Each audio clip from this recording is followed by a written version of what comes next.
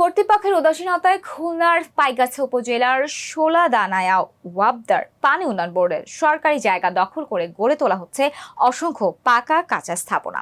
উপজেলার শোলাদানা বাজারস্থ প্রধান সড়কের পাশেই ওয়াবদার সরকারি জায়গা ভূমিদস্যুরা দখল করে পাকা কাঁচা স্থাপনা করার প্রতিযোগিতায় নেমেছে। বিষয়টি সংশ্লিষ্ট কর্তৃপক্ষকে বারবার অবহিত করার পরেও নজর দেয়নি সেদিকে, এমনটি অভিযোগ এলাকাবাসীর।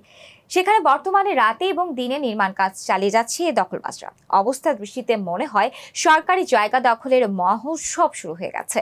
করা হচ্ছে পাকা স্থাপনা, এমনকি নির্মাণ করা হচ্ছে বহুতল ভবন।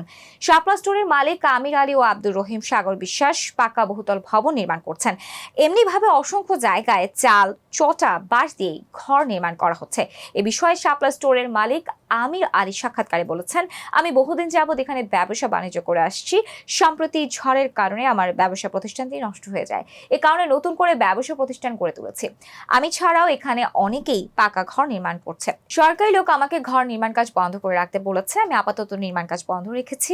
এ ব্যাপারে বহুতল ভবন নির্মাতা সাগর বিশ্বাস বলেছেন, আমি 2 মাস আগে ঘর করেছি, তবে জায়গা পাওয়ার জন্য উপজেলা নির্বাহী অফিসার দপ্তরে লিখিত আবেদন করেছি, যা তদন্ত করে উপজেলার সহকারী কমিশনার ভূমি অফিসের সার্ভেয়ারকে প্রতিবেদন দিতে বলেছেন।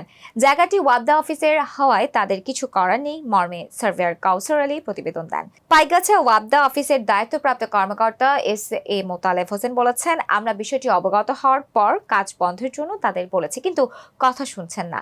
উপজেলা নির্বাহী অফিসার মাহিরা নাজনীন বলেছেন, জায়গাটি ওয়াবদা কর্তৃপক্ষের, তাই তাদেরকে প্রয়োজনীয় ব্যবস্থা গ্রহণ করার কথা বলা হচ্ছে। আগামীকাল সংশ্লিষ্ট সহানে ওয়াবদা কর্তৃপক্ষ গিয়ে প্রয়োজনীয় ব্যবস্থা গ্রহণ করবেন।